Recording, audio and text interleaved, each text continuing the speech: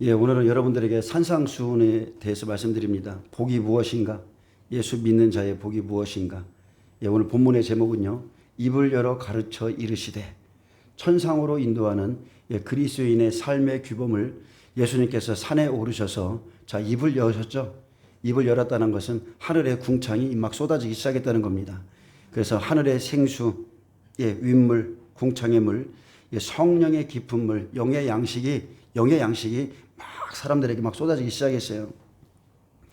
근데 산상수훈은 5장에 있습니다. 마태복음 5장에 있는데 우리가 4장을 보면 사역자의 조건이 있습니다. 예수님께서 성령 세례를 받으시고 성령에 이끌려 마귀에게 시험을 받으러 가시고 그 후에 마귀의 모든 시험을 통과하신 후에 그때부터 회개하라. 천국이 가까이 왔느니라. 아멘.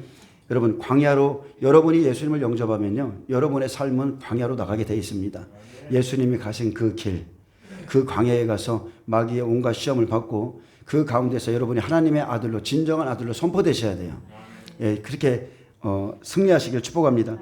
천국이라는 것은 다른 게 아니죠. 심령이 가난한 자는 천국이 저희 것이며 거저 천국을 받고 그 다음에 애통이 따르고 그 다음에 온유함이 무엇인지를 배우게 되고 그 다음에는 의에 줄이고 목마른 것이 무엇인지를 깨닫게 되죠. 그리고 최상위에 있는 의를 위하여 박해를 받은 자는 천국이 그들의 것이다. 그들이 보좌로 올 자다. 30배, 60배, 100배의 믿음으로써 이렇게 성장하는 과정을 산상수훈을 통해서 기록해 놓으셨습니다. 마태복음은요. 구약시대 마지막 선지자인 말라기의 사역 이후에 그 침묵은 400년 동안 계속되었고 그 기간 동안 하나님께서는 이스라엘을 외면하고 계셨습니다. 이 시기에는 천사의 현현도 없었고 여호와를 대변하는 선지자도 없었으며 백성들이 심하게 압박을 받고 있었음에도 그들을 위한 하나님의 중재도 없었습니다. 4세기 동안 하나님께서 기록된 말씀 외에는 어떤 다른 말씀을 주시지 않았습니다. 하나님께서는 몇 번이고 메시아를 보내주신다는 약속을 하셨으며 말라기 이후에 그 오랜 시간의 침묵 속에 제사장들은 모두 언약을 잊고 지냈고 그 가운데 메시아가 나타나기를 간절히 기다리는 믿음의 사람들이 있었습니다. 저와 여러분이 그 사람 되길 원합니다. 마태복음의 목적은 이스라엘에게 하신 약속을 성취하고 메시아와 관련된 예언들을 성취하는 자로 예수 그리스도를 소개하기에 아브라함과 다윗의 자손 예수 그리스도의 계보라 이렇게 시작하고요. 예수 그리스도께서 이스라엘의 메시아요 왕이며 자기 백성들을 그들의 죄에서 구원하실 분으로 소개하고 있습니다. 마태복음은 가장 많이 구약의 예언들이 성취되는 것을 언급하므로 구약에서 신약으로 넘어가는 가교 역할을 하고 신약을 여는 최초의 책으로 등장하였고 마태복음은 초대교회부터 그리스도인의 삶의 규범이 되었습니다. 여러분 그것이 산상수훈이에요. 이것은 지금 교회의 삶의 규범입니다. 모든 시대의 그리스도인들의 삶의 규범이에요. 아브라함과 다윗의 자손 예수 그리스도의 계보라. 그래서 다윗의 자손의 칭호는 왕이신 그리스도의 보좌를 연결시켜주고 아브라함의 칭호는 그리스도와 그 제단을 연결시켜줍니다. 이 복음서에는 신약 성경에서 이스라엘이 어떻게 하나님으로부터 버림을 당했고 기독교 사회가 유대 민족의 자리를 대신하게 되었는가 이유를 밝히고 있는데 바로 그들이 메시아를 거절하였기 때문이라 밝히고 있습니다.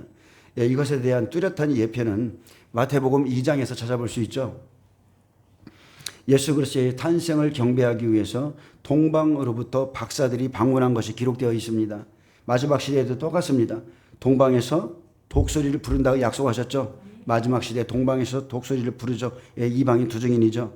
그래서 예수님의 오심을 준비시킬 것이라 예언하고 있듯이 그때나 지금이나 그들은 메시아에 대한 관심이 없다는 거예요. 메시아에 대한 관심이 없어요. 교회도 마찬가지입니다. 오실 예수님 안 기다립니다. 소수의 교회만 끼어서 오실 메시아를 기다리고 있을 뿐이에요. 동방 박사를 통해서 그리스도가 소개된 것은 유대인들이 메시아의 나타남에 얼마나 눈멀고 무관심하고 있었는지를 보여주는 사건이죠. 구세주를 사모하는 이들, 동방의 먼 나라에서 그의 나타나심을 사모하는 이방인들이었다는 거예요. 그래서 그의 별을 보고 이방인들이 경배하러 왔을 때 유대인들은 그리스도를 하나도 기뻐하지 않았습니다. 어린아이를 죽이기로 결심하는 통치자 헤롯처럼 그들은 메시아가 오셨다는 소리를 듣고 증오로 가득 차서 결국 그리스도께서 유대인들에게 십자가에 못 박히실 것을 전조로 보여줍니다. 예수님께서 성령으로 세례를 받으신 후에 하늘이 열리고 하나님의 기뻐하는 아들로 선포됐습니다.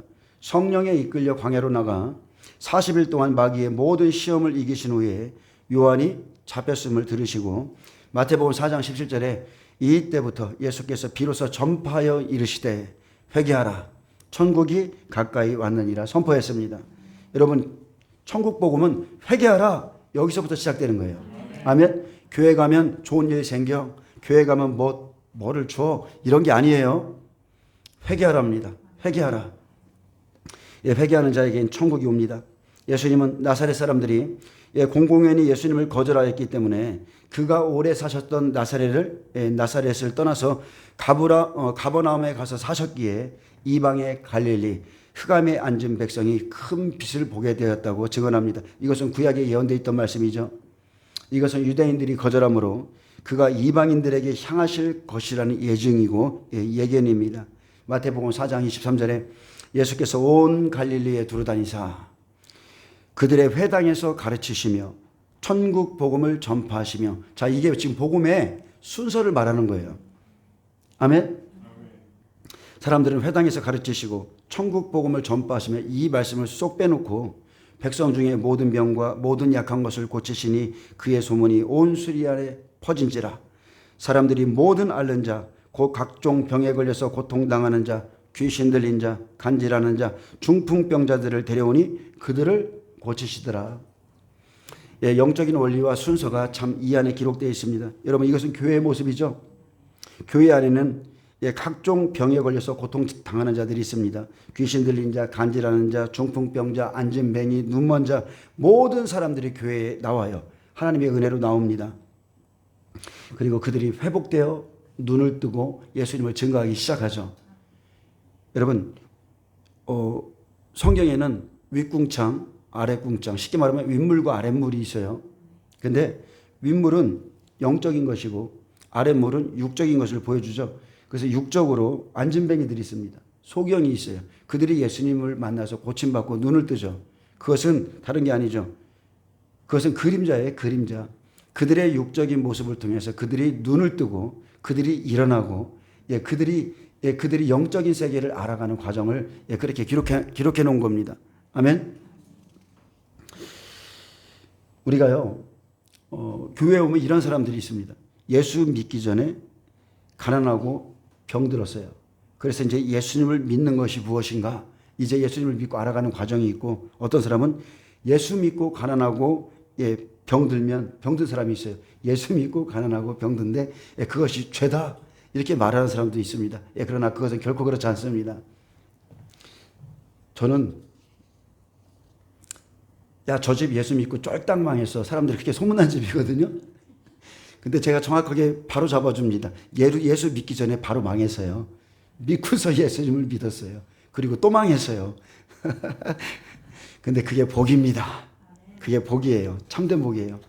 이사야 35장 3절에서 6절에 보면 너희는 약한 손을 강하게 하며 떨리는 무릎을 굳게 하며 겁내는 자들에게 이르기를 굳세어라 두려워하지 말라 보라 너희 하나님이 오사 보복하시며 갚아주실 것이라 하나님이 오사 너희를 구원하시리라 하라 그때에 맹인이 밝을 것이며 못 듣는 사람이 귀가 열릴 것이며 그때에 저는 자는 사슴같이 뛸 것이며 말 못하는 자의 혀는 노래하리니 이는 광야에서 물이 솟겠고 사막에서 시내가 흐를 것임이라. 아멘. 이분이 메시아 우리가 믿는 예수 그리스도입니다. 병 고치는 기적들은 이사야가 예언하신 대로 예수님께서 메시아라는 증거의 본질적인 부분이었고 이 병 고치는 기적과 능력은 하나님의 자비를 나타내고요.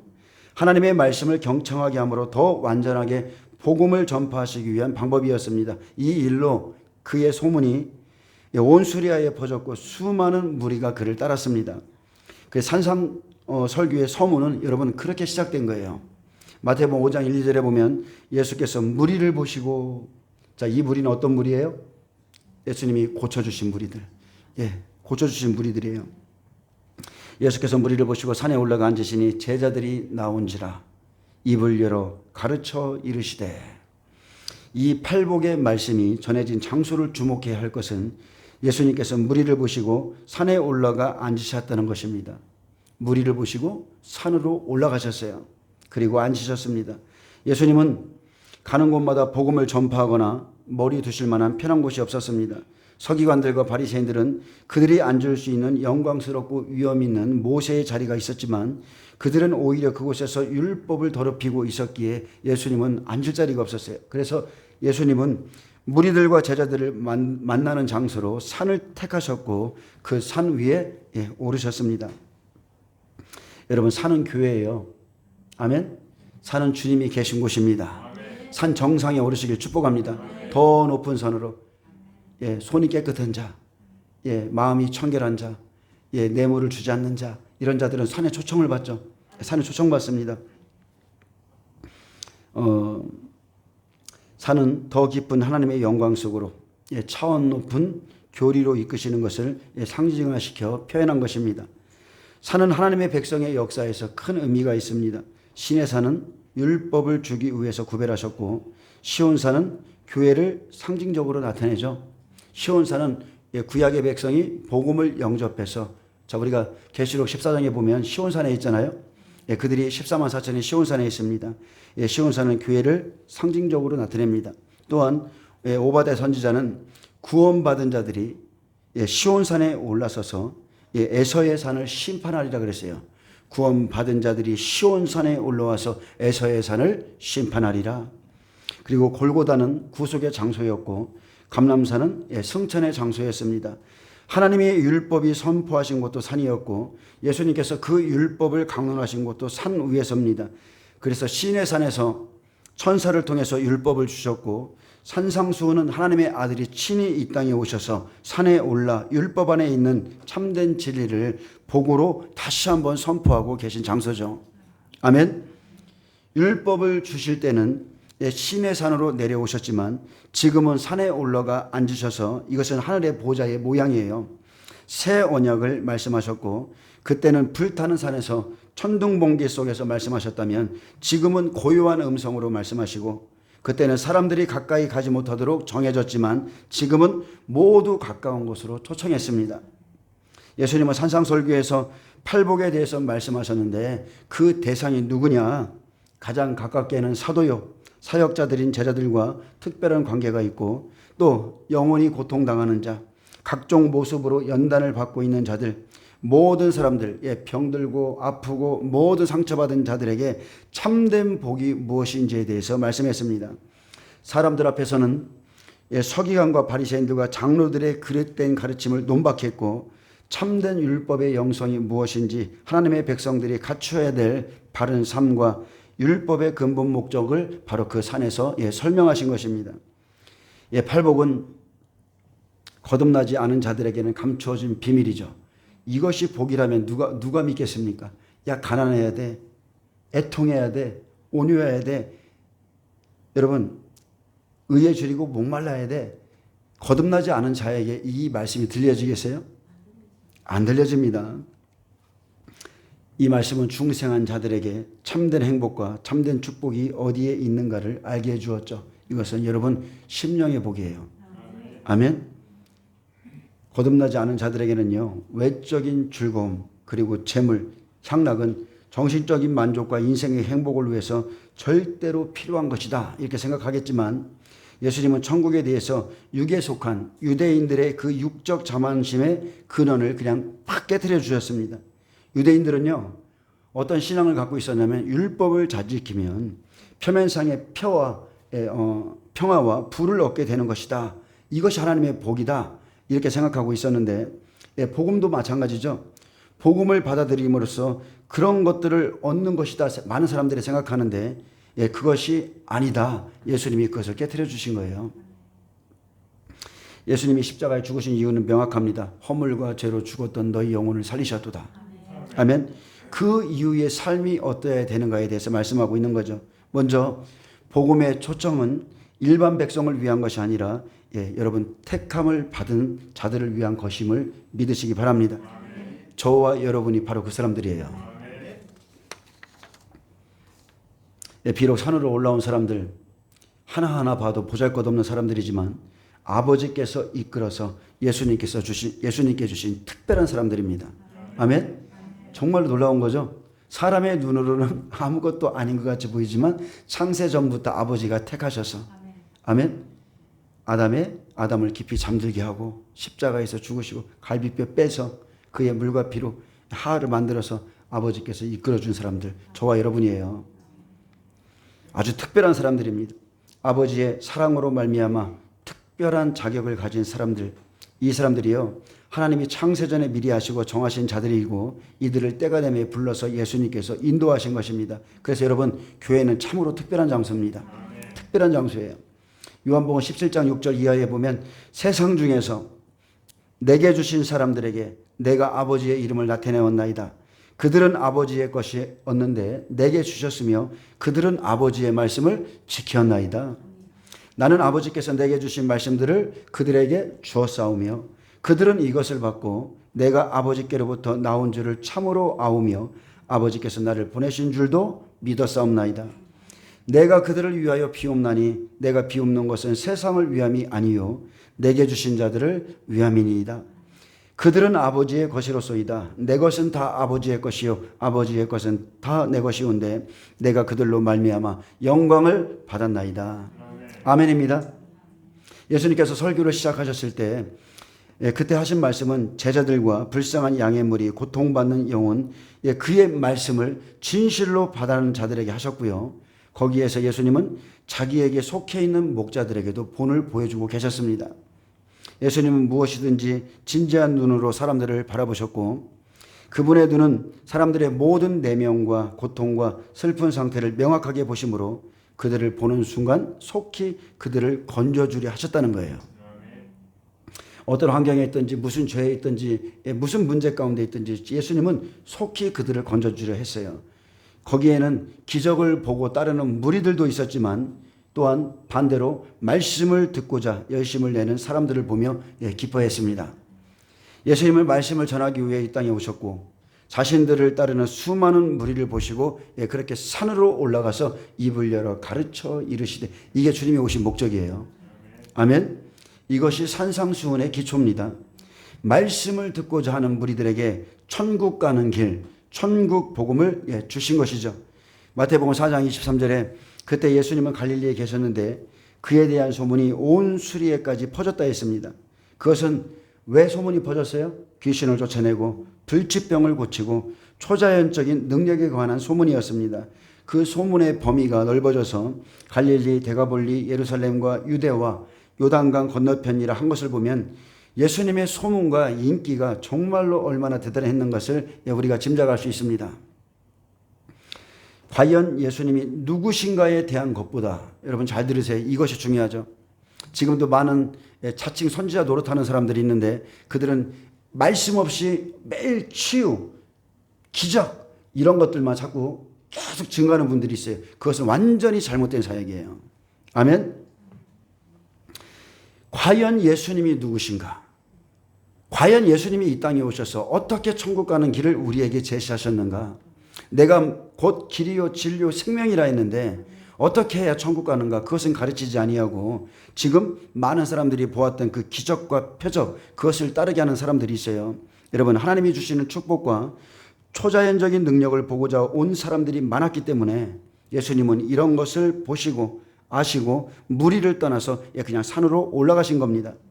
그리고 그곳에서 조용히 앉으셔서 천국의 진리와 그리스도인의 삶의 원리들을 가르치시고 이 말을 듣고 행하는 자가 있을 것이고 행치 않는 자가 있을 것임을 말씀했어요. 그때 많은 무리가 다 따라온 것이 아니라 말씀을 듣고자 적은 수의 제자들이 따라왔다고 했습니다. 그렇듯이 여러분, 기독교는 대중 속에 있지만 그러나 대중 속에 빠져 있지 않고 기독교는 민중 속에 존재하지만 민중의 허상 속에 기독교가 함께 춤추지 않습니다. 아멘. 그들과 함께 할지라도 우리는 그들과 함께 춤추는 존재들이 아니에요. 언제나 헌신적인 사람들은 소수였고요.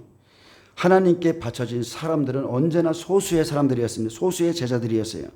근데 참으로 놀라운 것은 이 소수의 보잘것 없어 보이던 제자들이 세계를 예수님 앞에 엎드리게 했다는 거예요. 아멘. 그들은 영생의 말씀을 발견하고 그 말씀을 죽기까지 따라갔습니다. 본문 1절에 보면 예수님께서 무리를 보시고 산에 올라가 앉으셨다 했습니다. 그리고 제자들이 나와왔습니다. 유대 전통에 따르면 공식적으로 중요한 내용을 체계적으로 선포하거나 가르칠 때는 언제나 앉아서 했습니다. 그래서 회당에서 가르치고 설교할 때도 앉아서 했는데 이것은 보좌의 의미를 가지고 있습니다. 팔복을 설교한 예수님의 자세에도 교훈이 있는데 예수님은 하나님과 함께 하셨죠. 예수님은 하나님이세요. 그리고 그 하나님께서 산에 올라가 앉으셔서 말씀하기 시작했습니다.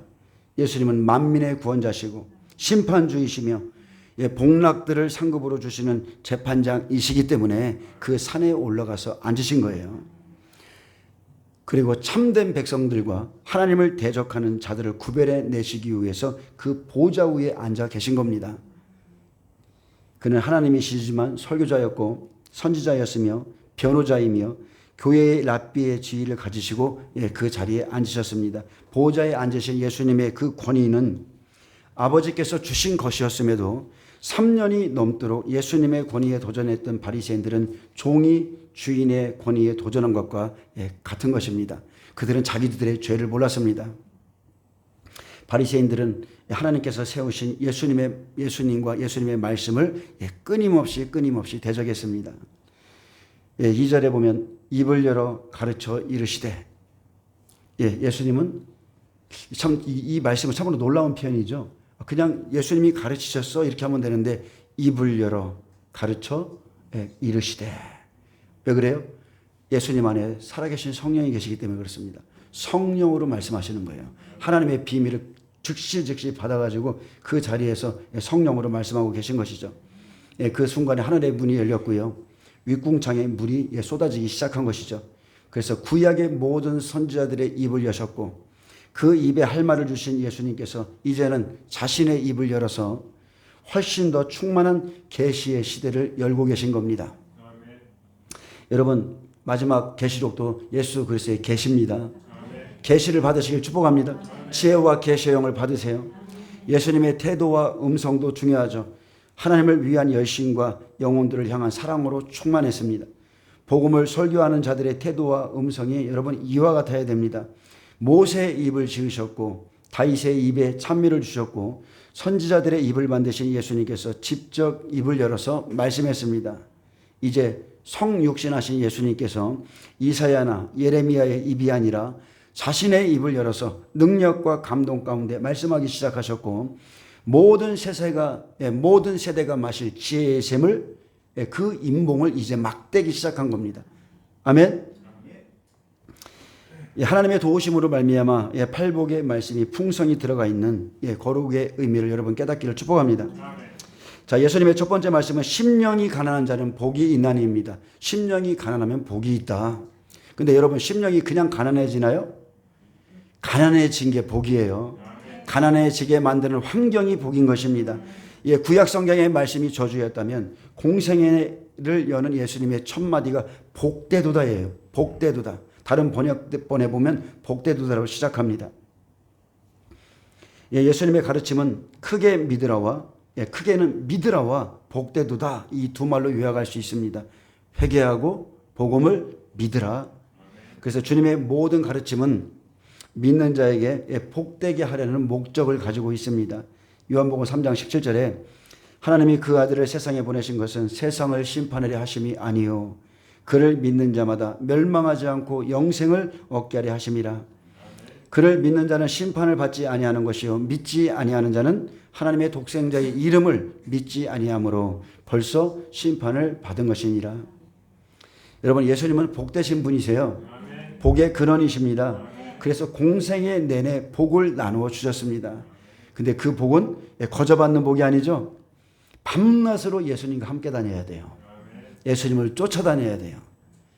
병든 자가 있다면 병이 낫기를 위해서 예수님을 붙드시길 축복합니다. 각종 삶의 문제들을 가지고 예수님을 꽉 붙드셔야 돼요. 그분을 붙들면 복이 옵니다. 그리고 말씀을 믿는 자, 말씀을 지키는 자, 말씀을 행하는 자의 복이 있습니다. 마태복음 9장 35절에 예수께서 모든 도시와 마을에 두루다니사 그들의 회당에서 가르치시며 천국 복음을 전파하시며 모든 병과 모든 약한 것을 고치니라. 반드시 가르치고 복음을 전파하고 그 이후에 병과 약한 것을 고쳐주는 겁니다.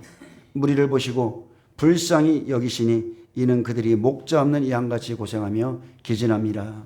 이것이 주님의 마음이죠. 예수님은 그때나 지금이나 똑같습니다. 교회에 나와도요, 산에 올라도요, 진정한 것을 찾지 못하고 허상을 따르는 군중들 엄청 많습니다. 영원한 진리를 찾지 않고 그냥 육체의 병만 고치고 삶의 문제들만 해결받기 원하고 그런 관심을 가졌던 그들을 보시고서 예수님은 불쌍히 여기셨다고 그랬어요. 불쌍히 여겼습니다. 예수님은 사람을 불쌍히 여기는 마음을 갖고 계십니다. 그래서 저도 그렇고요, 여러분도 그렇고, 그 눈으로 형제 자매들을 보시길 축복합니다. 크게 보잖아요. 사람이 사람을 불쌍히 여기기 시작하면 여러분 모든 문제의 실마리는 풀립니다. 그 마음이 안 들어서 그렇지, 그 불쌍한 마음이 들기 시작하면 모든 문제의 실마리는 하나씩 하나씩 풀리죠. 우리에게 불쌍한 마음이 생기면 아무리 허물이 있어도 이해하게 되고요, 용서하게 되고 사랑하게 되는데 바로 이것이 예수님의 마음이기 때문에 그렇습니다.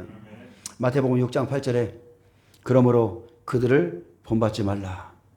그러므로 그들을 본받지 말라. 예수님께서 딱 지적해 주셨어요. 저들을 본받지 말라. 본받지 말아야 될 사람들이 있습니다. 산상설교의 요점은 크리스찬들이 이 세상에서 어떻게 생각하고 행동하고 살아야 하는가에 대한 하나님의 기준을 보여주고 있는 겁니다. 여러분, 기준이 없으면 하나님 나라가 세워질 수가 없어요. 그래서 절대적인 기준이 있어야 돼요. 여러분, 크리스찬들은 크리스찬으로 살기 위해서 절대적인 가치의 기준이 필요합니다. 그것이 주님의 말씀이에요. 레위기 18장 3절에 보면 너희는 너희가 거주하던 애굽 땅의 풍속을 따르지 말며 내가 너희를 인도할 가나안 땅의 풍속과 규례도 행하지 말고 너희는 오직이죠. 너희는 내 법도를 따르고 내 규례를 지켜 그대로 행하라. 아멘. 나는 너희의 하나님 여호와니라. 애굽의 풍속도 하나님이 좋은 땅 가나안 땅으로 인도하셔도 그들의 풍속 규례 따르지 말고 오직 여호와의 율법 규례를 지켜 행하라 했습니다. 그러므로 그들을 본받지 말라. 그들이 하는 말은 들을지라도 그들을 본받지 말라. 너희는 바리새인들과 서기관들처럼 그렇게 닮지 말라. 또한 이 세상 사람들처럼 살지 말고 잘못된 종교 지도자들처럼 살지도 말며 너희는 오직 그리스도의 참된 제자로서 하나님의 백성으로서 그 나라의 백성답게 살라. 내가 일러준 그 말씀을 따라서 살라. 어떤 성도들은요, 제가 봐도 세상 사람과 다를 바 없어요.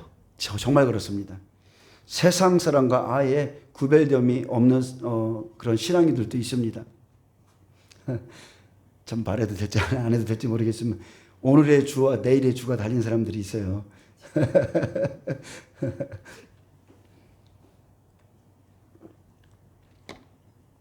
그냥 우스갯소리 하나 하겠습니다. 어제 모처럼 만에 욕을 들었어요. 어제 제가 모처럼 만에 욕을 몇십 년 만에 들은 것 같은데 어제 갑자기 전화가 모르는 전화번호가 와서 오후 한 7시 반쯤에 전화를 딱 받았더니 영화냐? 그래서 예 맞는데요. 그랬더니 야 임마 나야 이러면서 너 어떻게 지내? 너 목회한다며. 야 하나님 살아계신가 봐. 야 네가 목회를 하니? 어떻게 하나님을 만났어? 무슨 삶에 무슨 변환점이 있었겠네. 그래서 내가 좀 설명을 했어요. 내가 이렇게 교회 간 첫날에 하나님을 만났다 그랬더니 완전히 택함 받은 사람이네. 아니 근데 네가 나를 어떻게 알고서 내 전화번호를 가지고 전화를 했냐 그랬더니 이렇게 술집에 와서 옆 테이블에 어떤 사람이 이렇게 보니까 내 나이 또래고 해서 이렇게 얘기를 하다 보니까 내 고향 얘기가 나와서 야, 그곳에 나랑 예전에 친한 친구가 있었다. 얘기하다 보니까 나도 누구냐고 이제 물어봤더니 제 이름을 대더래요. 나도 걔 친구인데. 근데 그 친구가 오래전에 주님을 만났던 친구고 참 좋은 친구예요. 근데 어제의 주와 오늘의 주가 달라 있더라고. 그래서 참 재미납니다. 그래서 저한테 묻더라고요. 너희 교회에 어떤 사람들이 오냐? 너 능력이 좀 있냐? 그래서 제가 그랬어요. 다른 건 모르겠고 하여튼간에 참 여러 군데에서 온다. 그랬더니 그럼 한번 갈게. 이렇게 능력 없으면 안 오는데 그냥 한번 올게 이렇게 말하더라고요. 참 근데 이게 참으로 참 재밌는 게 예수님이 고향에서는 대접을 받지 못했잖아요. 저도 그래서 고향 안 갑니다. 고향 안 가요. 근데 이제 고향에 갈 때 언제 가느냐면 친구들 뭐 상을 당했다든지 후배나 선배가 상을 당했다는 소식을 들으면 알게 되면 가요. 무조건 갑니다. 다른 잔치집은 안 가도 제가 상가집은 꼭 가거든요. 근데 가면 별 친구들이 다 있습니다. 제가 목회자가 됐다는 거를 친구들이 이제 소문이 났죠. 그러니까 그 이제 술에 거나하게 취해 있어요. 가보면 그러면은 교회를 다니는 친구들 부류들이 있어요. 부류들. 뜰신앙 30배, 60배, 100배들이 있는데 거기서 술에 잔뜩 취해갖고 야 임마 영아야 아유 너 목회한 다음에 자 성도예요. 그렇게 해요. 그러면 옆에 있던 친구가 이제 좀 믿음이 있어. 야 임마 어떻게 목사님한테 그렇게 하냐? 뭐 어떻게 목사님한테 그렇게 해? 친구인데도 그렇게 말을 해줘요. 조금 있다가 한 놈이 술에 거나하게 취해갖고 이래요. 술에 거나하게 취해갖고 야야야 영아야 걱정하지 마. 주님이 다 하셔. 술에 퍽삭 취해가지고 다 주님이 하셔. 다 주님이 하셔. 그래서 안 가려고 그래요.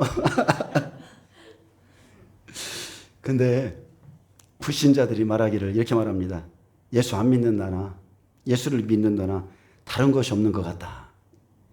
너희는 주일날 교회에 왔다 갔다 하고 찬송하고 기도하지만 도대체 나와 다를 것이 무엇이냐 이렇게 말하는 사람들 있죠. 욕할 때 욕하고 화낼 거 다 내고 사기칠 거 다 사기치고 술 먹을 거 다 술 먹고 방탕할 거 다 방탕하고 도대체 다른 것이 무엇이냐. 여러분 우리가 이렇게 살면 안 됩니다. 안 돼요. 구별돼야 돼요.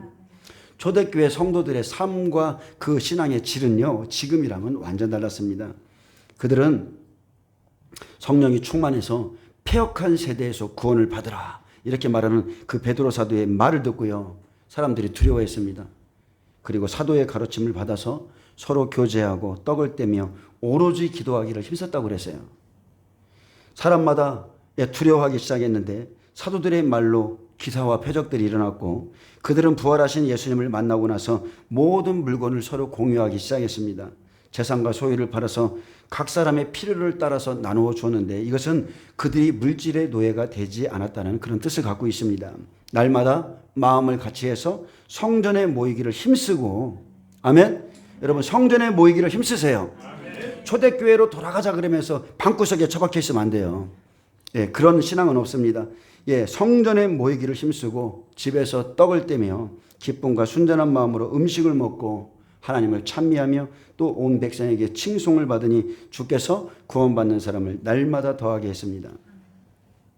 왜 그렇습니까? 이들은 현세에 살면서도 천국을 바라보았고 죽음을 초월하는 삶을 살았기 때문에 그렇습니다. 우리가 이렇게 되길 원합니다. 복음을 전하다가 사자의 이빨에 뜯겨 죽었고요. 톱으로 켜 고문을 당해도 두려워하지 않았고 더 나은 부활을 바라보면서 구차히 풀려나기도 원치 않았고 십자가에 못 박힘 불태워 죽이는 형벌을 보고서도 두려워하지 않았습니다. 이것은 성령이 그만큼 충만했다는 거예요. 그렇기 때문에 초대교회는 사람이 변하지 않을 수가 없는 거예요. 한 사람 한 사람이 다 귀한 거예요. 그런 신앙을 갖고 있었기 때문에 이런 공동체에 오면 막 도전받고 그들이 갖고 있는 불이 떨어지고 마태복음 5장 17절에 보면 내가 율법이나 선자를 폐하러 온 줄로 생각하지 말라. 폐하러 온 것이 아니요 완전하게 함이라 했습니다. 그래서 구약시대나 예수 이전의 유대인들은 메시아가 오면 정치적, 경제적, 사회적 분야에서 자기들을 구원해 줄 것이라 이런 정치적인 메시아 대망이 있었죠. 요한복음 6장 15절에 보면 오병이어의 기적을 베푸신 그 예수님을 억지로 잡아다가 임금을 삼으려 했어요. 야, 이 정도의 능력이고 이 정도의 표적을 나타내는 분이라면 우리가 임금을 삼아도 되겠다. 로마를 멸할 수도 있겠다.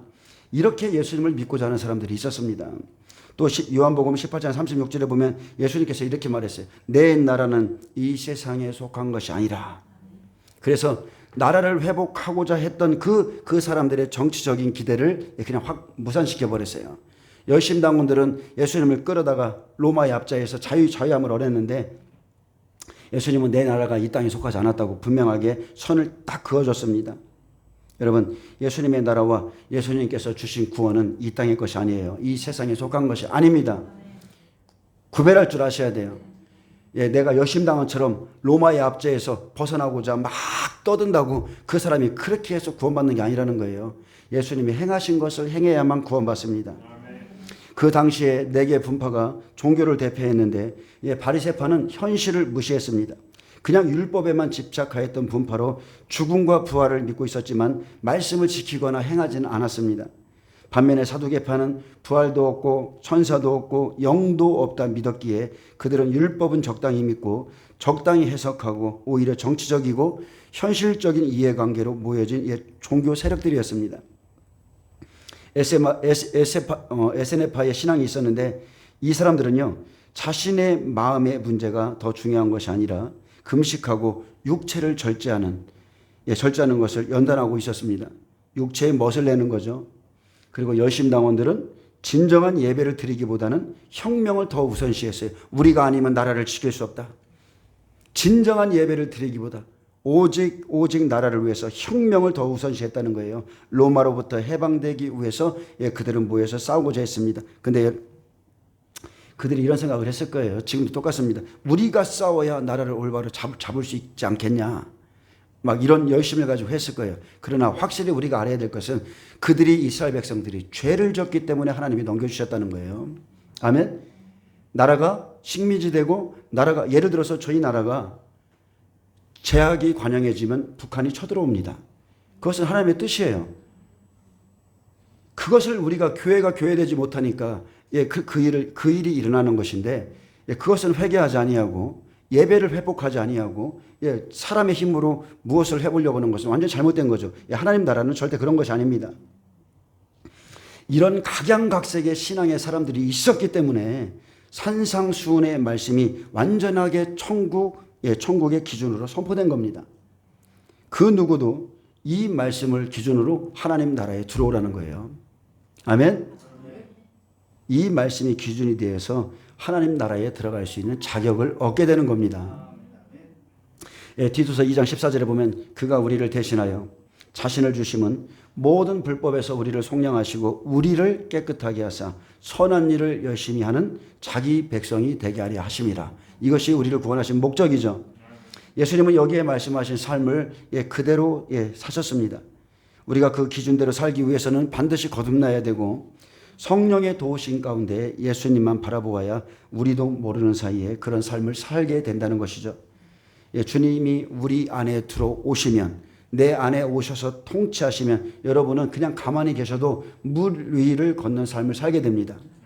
그냥 되어지는 거예요. 그냥 사라지는 겁니다. 재산도 명예도 그렇게 평생 추구했던 성공도 그냥 한순간에 포기하게 되고 새로운 삶의 기준을 그냥 따라가게 돼 있어요.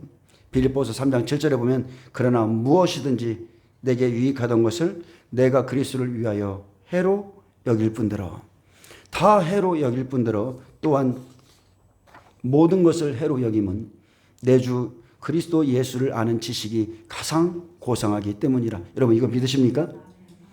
세상에 그 어떤 것보다 내 주 그리스도 예수를 아는 지식이 가장 고상한 겁니다. 더 깊어지고 더 깊어지고 더 깊어지시길 축복합니다. 내가 그를 위하여 모든 것을 잃어버리고 배설물로 여김은 그리스도를 얻고 그 안에서 발견되려 함이니 내가 가진 의는 율법에서 난 것이 아닙니다. 오직 그리스도를 믿음으로 말미암은 것이니 곧 믿음으로 하나님께로 난 의라 했습니다. 여러분 주를 위해서 포기할 때에 포기한 것만큼 하나님은 더 좋은 것, 새 것을 주십니다. 성령의 도우심으로 세상의 무리로 걸어가기로 결정하고 하나님의 뜻대로 살기 원하는 사람들에게 하늘의 축복이 내린다는 것을 기억하시기를 바랍니다. 그리스도를 위해서 내게 유익하던 것을 포기하면 할수록 더 좋은 것, 더 새 것을 주님이 주세요. 마태복음 5장 46절에 보면 너희가 너희를 사랑하는 자를 사랑하면 무슨 상이 있으리요? 세리도 이같이 아니하느냐? 또 너희가 너희 형제에게만 무난하면 남보다 더하는 것이 무엇이냐? 이방인들도 이같이 아니하느냐? 그러므로 하늘에 계신 너희 아버지의 온전하신과 같이 너희도 온전하라. 너희도 온전하라. 또한 히브리서 11장 39절에 이 사람들은 다 믿음으로 말미암아 증거를 받았으나 약속된 것을 받지 못하였으니 이는 하나님이 우리를 위하여 더 좋은 것을 예비하셨은즉 우리가 아니면 그들로 온전함을 이루지 못하게 하려 하심이라. 우리가 필요하다는 거예요. 누가복음 6장 38절에는 주라 그리하면 너희에게 줄 것이니 누가 줘요? 하나님이 보답해 주시죠. 주라 그리하면 너희에게 줄 것이니 곧 후이되어 누르고 흔들어 넘치도록 하여 너희에게 안겨주리라. 너희가 헤아리는 그 헤아림으로 너희도 헤아림을 도로 받을 것이니라. 이것이 참으로 놀라운 약속이죠. 예수님은 우리가 마음속에 하나님 나라의 기준을 가지고 살기를 원하십니다. 주님은 우리들의 성품의 변화, 가치관의 변화, 삶의 목적과 목표의 변화를 원하고 계십니다. 여러분, 하나님의 기준이 세상의 기준보다 높은가요? 낮은가요? 세상의 기준보다 훨씬 높습니다. 모든 게 은혜로 돼. 그런 정도가 아니에요. 너희 의가 바리새인과 서기관의 의보다 낫지 아니하면 결단코 천국에 들어가지 못하리라. 예수님의 의 안에서 여러분 그 의를 행하셔야 돼요. 아멘. 모든 게 은혜야? 아닙니다. 오늘 우리가 할 일은 사람들을 끌어들이는 일이 아니라 그리스도인들과 교회 자체가 산상설교의 삶을 살기 시작해야 된다는 것이죠. 이 일은 가정에서부터 시작해야 되고 세상 사람들에게 나아가서 우리의 삶을 보여주고 사랑을 보여주어야 할 때입니다. 우리의 잘못은 교회와 그리스도인들이 너무나 세속적이라는 거예요. 너무나 물질적이고 너무나 이기적이라는 데 있습니다. 여러분, 성령이 바람이 불어야 됩니다. 교회 안에는 이 바람이 있어야 돼요. 오직 성령의 바람이 불어야 성령으로 강타돼야 사람들이 다 변하고 사람들이 몰려오기 시작하는 거예요. 그래서 성령의 능력으로 우리는 예수님이 보여주신 그 기준대로 반드시 사셔야 됩니다. 예수님이 선포하신 산상수훈의 복은요, 그 나름대로의 고유한 성격을 가지고 있습니다. 심령이 가난한 자는 복이 있나니 천국이 그들의 것이며. 내가 원하는 지상에 가장 큰 보좌가 있어요. 나는 이런 사람이 되고 싶다. 난 이것을 하고 싶다. 근데 내가 원하는 지상의 그 어떤 보좌보다 더 영광스러운 나라를 소유하는 그 순간부터 여러분은 진정 부유하게 됩니다. 아멘. 이 지상에서 그리스도인들의 삶을 시작하는 순간부터가 여러분 복된 삶이고요. 그의 마지막도 반드시 복되게 될 것입니다. 주님의 집으로 올라가는 이 천상의 길을 구성하는 8가지의 복, 이것은 성도들이 거하는 더 높은 고원으로 인도할 것입니다. 심령이 가난한 자, 이제 시작입니다. 의를 위하여 핍박을 받는 자, 보좌로 가는 자들이에요. 그래서 하나님의 은혜와 자비의 면류관을 받기 위해 우리에게 주신 무엇이 있어요? 십자가가 있습니다. 천국으로 가기 위해서 우리에게 지어주신 십자가가 있어요. 설령 그 십자가에 저주가 따른다 해도 하나님의 축복에 비하면, 하나님이 우리에게 예비하신 그 축복에 비하면 여러분 얼마나 작은 것인지를 알게 됩니다. 아멘. 이 땅에서 고생하는 거 잠시입니다. 아무리 길어 보여도 끝나는 때가 있어요. 영원한 축복이 우리 앞에 기다리고 있어요. 그래서 심령의 가난함으로 시작해서 의를 위하여 박해를 받는 것까지도 이미 우리에게 계시된 은혜와 축복에 비교하면 비교할 가치가 없다는 거죠. 그런데 우리가 알아야 될 것은 박해라는 것은요, 많은 그리스도인들이 핍박을 받기 싫어해요. 그런데 이 핍박은 팔복의 최상위에 있다는 거예요. 최상위. 보좌로 가는 최고의 길이고 최고의 복이라는 거죠. 그래서 나로 말미암아 너희를 욕하고 박해하고 거짓으로 너희를 거슬러 모든 악한 말을 할 때에는 기뻐하고 즐거워하라. 하늘에서 너희의 상이 큼이라. 자, 어서 상이 크다고요? 하늘에서. 너희 전에 있던 선지자들도 이같이 박해하였느니라. 이들이 보좌에 있는 백배들입니다. 하늘과 성도들과 땅에 사는 자들은 기뻐하라. 그 안에 거하는 자들은 기뻐하라. 예수님께서 우리에게 당부했습니다. 그러므로 누구든지 나의 이 말을 듣고 행하는 자는 그 집을 반석 위에 지은 지혜로운 사람 같으리니 비가 내리고 창수가 나고 바람이 불어 그 집에 부딪히되 무너지지 아니하리니 이는 주추를 반석 위에 놓은 까닭이라. 예, 오직 이겁니다. 저와 여러분이 마지막 순간까지 쓰러지지 않기 위해서는 주추를 반석 위에 놔야 된다는 거예요. 말씀의 터 위에 잘 세우시길 축복합니다. 예수님의 모든 가르침에 순복하고, 예, 그래서 주님의 나라에 더 가까워지고 주님을 기쁘시게 할 수 있게 되기를 예수님의 이름으로 축원합니다. 예, 기도하겠습니다. 예, 주님 감사합니다. 예, 예수님께서 우리에게 주고자 하시는 것은 복입니다. 심령이 가난한 그곳에서부터 의를 위하여 핍박을 받는 자리까지 다 함께 나아갈 수 있도록 축복하여 주옵소서. 감사하며 예수님의 이름으로 기도합니다. 아멘. 하나님께 영광의 박수 드립니다.